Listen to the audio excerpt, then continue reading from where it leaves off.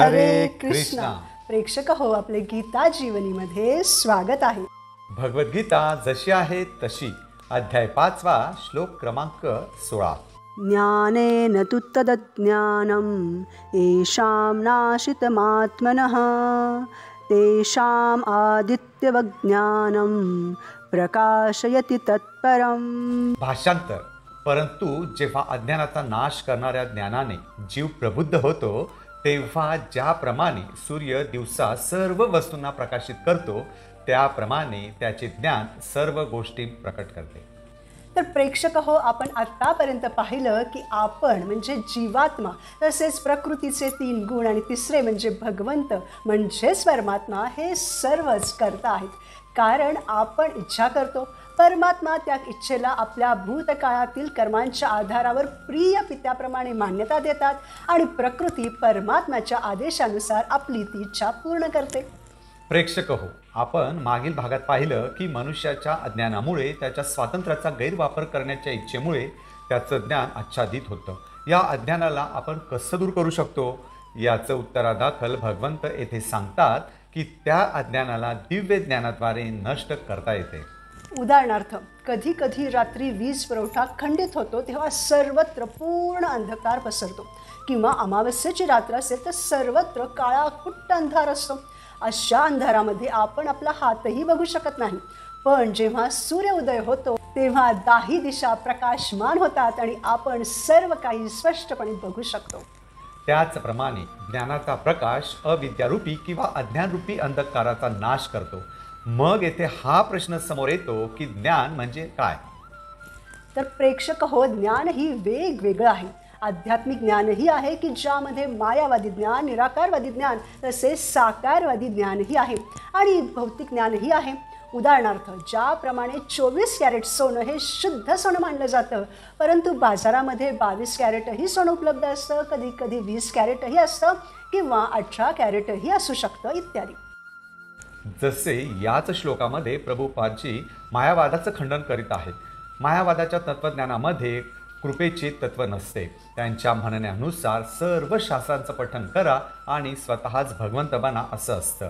पण कोणी अब्दुल कलामांच्या आयुष्याचा कितीही गाढा अभ्यास केला, त्यांच्या आयुष्याबद्दल संपूर्ण माहिती मिळवली, तरी तो स्वतः अब्दुल कलाम बनू शकतो का? नाही. तसेच अज्ञानामुळे कोणी असा विचार करतो की आत्मा किंवा परमात्मा एकच आहेत, म्हणूनच आपणही भगवंत बनू शकतो. उदाहरणार्थ, सूर्य आणि सूर्याची किरणे एकच आहेत असं दिसतं, पण सूर्याची किरणं कधीही सूर्य बनू शकत नाहीत, जरी ती सूर्या इतकीच प्रकाशमान असली तरी.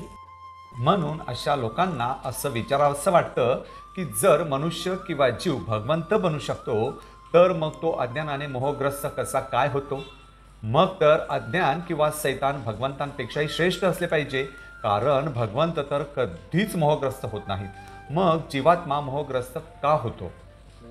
नाशवंत शरीराला सर्व काही समजणं आणि जो आध्यात्मिक आत्मा आहे, परमात्मा आहे, त्यांबद्दल पूर्ण अज्ञान असणं म्हणजेच मोहग्रस्त असणं होय. म्हणजे जे अस्तित्वात नाही त्याला खरं समजणं आणि जे अस्तित्वात आहे त्याला खोटं समजणं होय. परंतु भगवान श्रीकृष्णांसंबंधित असं होत नाही. तसेच जीवात्मा जर भगवंत होऊ शकत असेल तर तो वेगवेगळी शरीरे का बरं धारण करतो?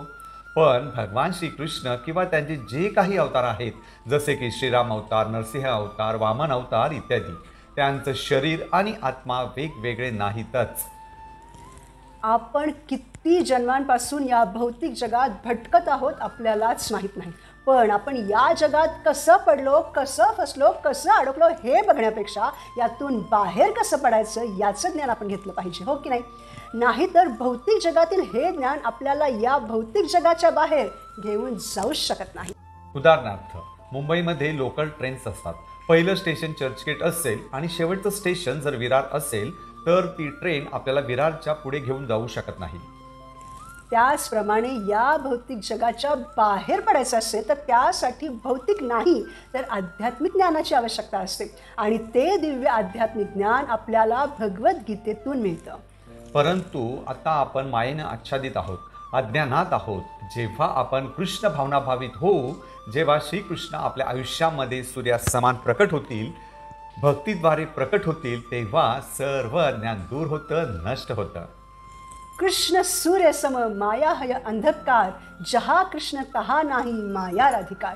आणि मग आपल्या आयुष्याचं ध्येय काय आहे आणि आपण तिथपर्यंत कसं पोहोचू शकतो हे स्पष्ट होतं.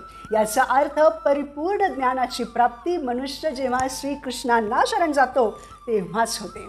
याचा अर्थ हाच आहे की कोणी कितीही उच्च ज्ञान प्राप्त केलं, म्हणजे भौतिक ज्ञान किंवा वेद उपनिषद पुराणांचं ज्ञान जरी घेतलं तरीही तो कधीही भगवंत बनू शकत नाही. जीवात्मा जीवात्माच असतो आणि परमात्मा परमात्माच असतात. जीवात्मा कधीच परमात्मा बनू शकत नाही. आणि जे गुरु आपल्याला असं शिकवतात की आपणही भगवंत बनू शकतो ते भोंदू गुरु आहेत. ते खरे गुरु नाहीतच आणि ते ज्ञानही खोटं आहे हे आपण निश्चितपणे समजून घेतलंच पाहिजे. कारण श्रीकृष्णांचं व्यक्तित्व वेगळं आहे आणि जीवात्म्याचं व्यक्तित्व वेगळं आहे. व्यक्तित्व कधीच नष्ट होत नसतात. आपण भगवंतांचेच अंश आहोत. पण भगवंतांनी एवढे अंश विस्तारित करण्यामागचं कारण तरी काय माहीत आहे का? तर आध्यात्मिक जगतामध्ये आपण भगवंतांची सेवा करून आनंद प्राप्त करावा आणि भगवंत आपल्याकडून सेवा ग्रहण करून आनंद प्राप्त करू शकतील यासाठी. ज्याप्रमाणे आईवडील मुलांना जन्म देतात का? कारण त्यांना मुलांच्या पालनपोषणामध्ये आणि मुलांना आईवडिलांच्या संगोपनाखाली आनंद मिळत असतो म्हणून. यावरून हे स्पष्ट होतं की जे आत्मा आहेत त्यांचे भूतकाळातही व्यक्तित्व होते, वर्तमानातही आहे आणि मृत्यूनंतर भविष्यकाळातही त्यांना स्वतंत्र वैयक्तिक अस्तित्व असणार आहे. मग ते मुक्तात्मा असोत की बद्धात्मा. म्हणून जेव्हा आपल्याला आध्यात्मिक ज्ञान मिळतं तेव्हा आपल्याला आपलं वास्तविक स्वरूप समजतं की जीवेर स्वरूप है कृष्णेर नित्यदास. म्हणून आपण भगवंतांना प्रार्थना केली पाहिजे की कृपया माझ्या आयुष्यामध्ये तुमचे शुद्ध भक्त गुरु म्हणून पाठवा, जेणेकरून मला दिव्य ज्ञानाची प्राप्ती होईल. मी तुमची शरणागती घेऊ शकेल आणि ते दिव्य ज्ञान घेऊन तुमची सेवा करू शकेल. परंतु प्रेक्षक हो, या भौतिक जगामध्ये सेवा करणं खूपच दुःखदायक आहे. आपण का कोणाची नोकर चाकर बनावे, त्यापेक्षा आपण मालक बनावं आणि आपल्या हाताखाली नोकर चाकर असावेत असंच प्रत्येकाला वाटतं. परंतु या भौतिक जगामध्ये जे मालक असतात त्यांची जशी वागणूक असते तशी वागणूक भगवंतांची कधीच नसते. तर भगवंत त्यांच्या भक्तांना, त्यांच्या दासांना स्वतःपेक्षा उच्च स्थान प्रदान करतात. उदाहरणार्थ युधिष्ठिर महाराजांच्या राजसूय यज्ञामध्ये श्रीकृष्णांनी सर्वांना वेगवेगळ्या सेवा दिल्या होत्या, परंतु त्यांनी स्वतः येणाऱ्या पाहुण्यांचे चरण धुण्याची सेवा घेतली होती. अशा प्रकारे भगवंत नेहमी भक्तांची सेवा करतात. आपण बघतो की भगवंतांनी अर्जुनाचा रथ चालविला ही जी शूद्राची सेवा होती. त्याचप्रमाणे आपल्या जीवनामध्ये आता अविद्या आहे, त्यामुळे आपण गोष्टी आहेत तशा स्पष्टपणे बघू शकत नाही आणि मग त्याप्रमाणे स्पष्ट निर्णयही घेऊ शकत नाही. परंतु जेव्हा आपण शास्त्रांचे प्रामाणिक गुरूंद्वारे श्रवण करतो तेव्हा आपल्याला या जगाकडे जसं आहे तसं पाहणं शक्य होतं. म्हणजे आत्म्याला आत्मा की जो भगवंतांचा अंश आहे, दास आहे, तर परमात्म्याला परमात्मा मानणं, जाणणं, स्वामी मानणं शक्य होतं. आणि म्हणून येथे ज्या ज्ञानाची गोष्ट होत आहे ते आध्यात्मिक ज्ञान आवश्यक आहे. म्हणजेच भक्तीचं ज्ञान की जे भगवंतांच्या कृपेनंच प्रकट होतं. असं आध्यात्मिक शुद्ध ज्ञान आपल्याला अज्ञानाच्या अंधकारातून मुक्त करू शकतं. उदाहरणार्थ, आपण जेव्हा गाडीमध्ये पेट्रोल भरतो तेव्हा आपण पेट्रोल कितीही महाग झालं तरी गाडीमध्ये अर्ध पेट्रोल आणि अर्ध पाणी भरत नाही, कारण त्यानं गाडी थोड्या वेळासाठी चालू शकेल पण नंतर कायमचीच बंद पडेल, हो ना. म्हणून गाडीत शुद्धच पेट्रोल भरावं लागतं. त्याचप्रमाणे जे शुद्ध ज्ञान आहे, जे परमज्ञान आहे, ते आपल्याला या अशुद्ध भौतिक संसारातून मुक्त करतं. म्हणून आपल्याला शुद्ध पूर्ण परमज्ञान हवं आहे. ते कोठून मिळेल? तर ते आध्यात्मिक जगातूनच येतं. जे आध्यात्मिक जगत शुद्ध पूर्ण परम आहे तेथून. म्हणून येथे भगवान श्रीकृष्ण आपल्याला स्पष्टपणे सांगतात की जे भगवद्गीतेचं तसेच भागवताचं दिव्य ज्ञान घेऊन प्रबुद्ध होतात आणि ते ज्ञान जीवनामध्ये आचरतात त्यांच्या जीवनातील अज्ञान नष्ट होतं. दिव्य ज्ञान हृदय प्रकाशितो आणि मग आपल्याला वस्तू जशा आहेत तशा दिसायला सुरुवात होते. आणि मग आपल्याला समजतं की भगवान श्रीकृष्ण आपले स्वामी आहेत आणि आपण त्यांचे दास आहोत. हे दिव्य ज्ञान भगवंतांच्या कृपेनं, त्यांच्या शुद्ध भक्तांच्या कृपेनं प्रकट होतं. आपण केवळ आपल्या प्रयत्नानं ते प्राप्त करूच शकत नाही, कारण ते दिव्य ज्ञान म्हणजे या जगातील तथाकथित ज्ञान नव्हे. मग आता प्रश्न हा आहे की भगवंतांनी भगवद्गीतेमध्ये दिलेलं ते आध्यात्मिक परमदिव्य ज्ञान जे आपल्या अज्ञानाचा अंधकार समूळ नष्ट करू शकतं, आपल्याला भगवतधामी घेऊन जाऊ शकतं, ते आपण या कलियुगामध्ये प्राप्त करायचं तरी कसं? भगवंत 5000 वर्षांपूर्वी येऊन आपल्याला गीता सांगून गेलेले आहेत, परंतु आता त्यामध्येही वेगवेगळी प्रकाशनं आहेत. प्रत्येकानं त्यामध्ये स्वतःचं मत मिसळलेलं आहे. परंतु जे भगवंतांचे प्रतिनिधी भगवंतांच्या धामातून येतात, तेच हे विज्ञान जसं आहे तसं, म्हणजे जसं भगवंतांनी दिलेलं आहे तसंच आपल्याला देऊ शकतात. अशा प्रकारे ही गुरु शिष्य परंपरा चालत येते. उदाहरणार्थ इस्कॉनचे संस्थापक आचार्य अभय चरणा रविंद भक्ती वेदांत स्वामी प्रभुपाद भगवंतांच्या धामातून आलेले आहेत आणि त्यांचे शिष्य जे परंपरेतूनच आलेले आहेत ते आपल्याला हे दिव्य ज्ञान जसं आहे तसं देत आहेत. म्हणजे जे अधिकृत गुरु शिष्य परंपरेतून ज्ञान घेतात तेच इतरांनाही ते दिव्य विज्ञान देऊ शकतात. तेच आपले अधिकृत गुरु असतात, उत्तम अधिकारी असतात, कारण त्यांनी परमसत्य भगवंतांना आहे तसं जाणलेलं असतं. त्यांच्या मार्गदर्शनाखाली आपण कृष्ण भावना शिकू शकतो आणि कृष्ण भावना भावित बनू शकतो. त्यांच्या कृपेनं आपण आपल्या आयुष्यामध्ये परिपूर्णता मिळवू शकतो. उदाहरणार्थ 2 मनुष्य आहेत आणि दोघांच्याही हातात पाण्याने भरलेलं एक भांडं आहे. एका भांड्यामध्ये गोड पाणी आहे तर दुसऱ्यामध्ये खारट पाणी आहे. त्यांना सांगितलं की जाऊन ते पाणी वाटप करा. तर ज्याच्या भांड्यामध्ये गोड पाणी असेल तो ते गोड पाणी वाटणार आणि ज्याच्या भांड्यामध्ये खारट पाणी असेल तो खारट पाणी वाटणार. गोड पाणी वाटूच शकणार नाही. त्याचप्रमाणे जो जीवात्मा या जगामध्ये बद्ध अवस्थेत होता तो हळूहळू प्रभुपादांसारख्या गुरुशिष्य परंपरेशी संबंधित होत आहे, ज्ञान घेऊन शुद्ध होत आहे.